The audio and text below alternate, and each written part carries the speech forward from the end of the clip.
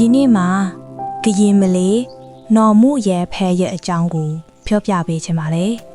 ဒီအဖြစ်ပြဟာ1860ခုနှစ်ကနေ1910ခုနှစ်အတွင်းထိုင်းနိုင်ငံကိုအုပ်ချုပ်ခဲ့တဲ့ဘရင်ငါးဆက်မြောက်လက်ထက်မှာဖြစ်ပျက်ခဲ့တာမှာ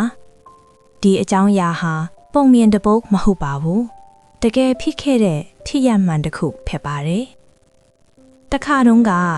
ကရင်ပြည်နယ်ဖာပွန်ဒေသတောင်ပေါ်မှာရွာငယ်လေးတစ်ရွာရှိခဲ့ပါတယ်။အဲ့ဒီရွာမှာယာလုတ်ပြီးအသက်မွေးနေတဲ့မိသားစုလေးတစ်စုရှိပါတယ်။အဖေနာမည်ကစောတောင်းမတ်အမေနာမည်က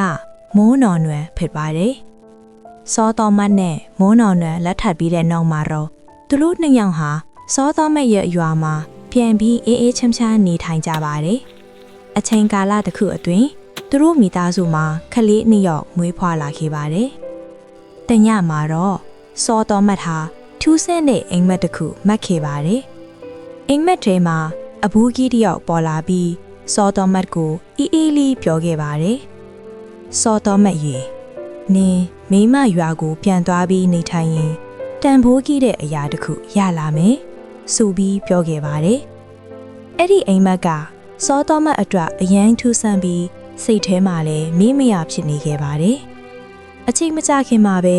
စောတော်မတ်ဟာမူးနော်နွယ်နဲ့အတူ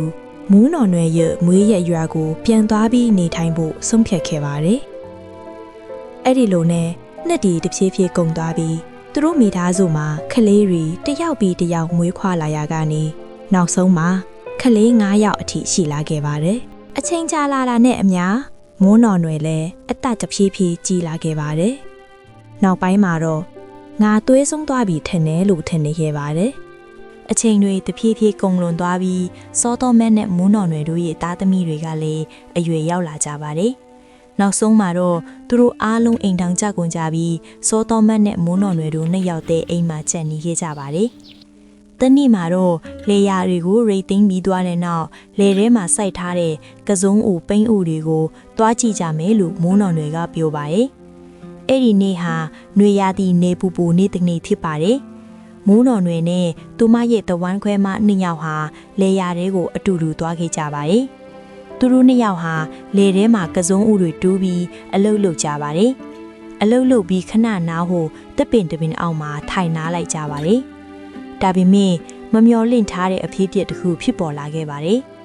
ခဏလေးအတွင်းမှာပဲနေပူပူကြားကနေမိုးကြိုးကြီးတစ်ချက်ကျလာပြီးမိုးနော်နွယ်နဲ့သူမရဲ့တဝမ်းခွဲမကိုတပြိုင်တည်းပြစ်ချလိုက်ပါတယ်။သူတို့နှစ်ယောက်လုံးအဲ့ဒီနေရာမှာပဲမေ့လဲသွားကြပါတယ်။တတိယလာတဲ့အချိန်မှာတော့သူတို့ရဲ့ကိုယ်ပေါ်မှာသွေးအနှဲငယ်ပေါ်နေခဲ့ပြီးသူတို့ထိုင်နေခဲ့တဲ့နေရာအနားမှာတော့မိုးကြိုးပြစ်လို့မြေပြင်မီးလောင်သွားတဲ့အရာတွေတွေ့ရပါတယ်။သူတို့နှစ်ယောက်လုံးအလွန်ကြောက်လန့်သွားကြပါတယ်။အိမ်ကိုအမြန်ဆုံးပြန်သွားကြပါတယ်။အဲ့ဒီအဖြစ်အပျက်ပြီးမကြခင်မှာပဲမိုးနော်နွယ်ဟာကိုဝင်ရလာခဲ့ပါတယ်။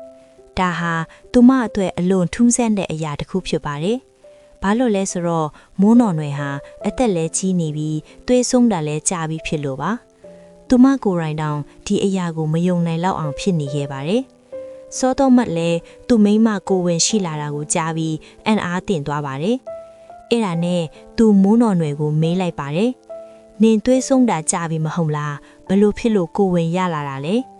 မိုးနော်နွယ်ကတော့လေယာလဲမှာမိုးချိုးဖြစ်ခဲ့တဲ့အဖြစ်အပျက်ကိုအဆအဆုံးသူ့ယောက်ျားကိုပြောပြလိုက်ပါတယ်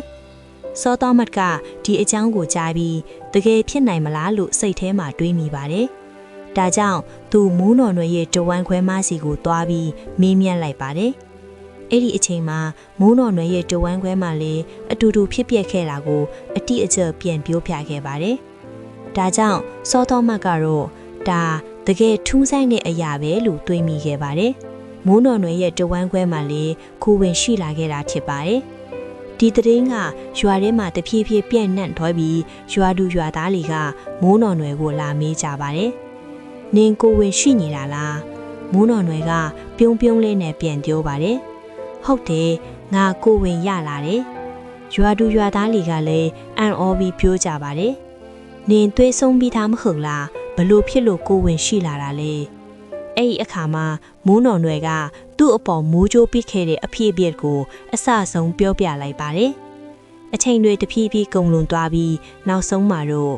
မိုးနော်နွယ်ဟာခလီမင်းကလေးတစ်ယောက်ကိုမွေးဖွားခဲ့ပါတယ် ။သမီးလေးမွေးလာတဲ့အချိန်မှာမိုးကြိုးပစ်သလိုအလင်းတန်းကြီးတစ်ချက်လင်းထိန်သွားပါတယ်။အဲ့ဒီအလင်းဟာကလေးလေးရဲ့ကိုယ်ပေါ်ကနေထွက်လာသလိုလင်းလက်နေခဲ့ပါတယ်။ဒါကိုမြင်လိုက်တဲ့အဖေချစ်သူစောတော်မတ်ကအံ့အားသင့်သွားပါတယ်။သူ့သမီးလေးကိုစောင့်အဖြူတဲနဲ့အလင်းအမြန်ပတ်လိုက်ပါတယ်။ဒါပေမဲ့ကလေးလေးရဲ့ကိုယ်ပေါ်ကအလင်းရောင်ကတော့မပြောက်သေးပါဘူး။အဲ့ဒါနဲ့စောတော်မတ်ကစောင့်အဖြူတွေထပ်ထပ်ပတ်လိုက်ပါတယ်။နောက်ဆုံးမှာတော့စောင့်အဖြူ9ဆောင်းနဲ့အုပ်ပြီးပတ်လိုက်တဲ့အချိန်မှာ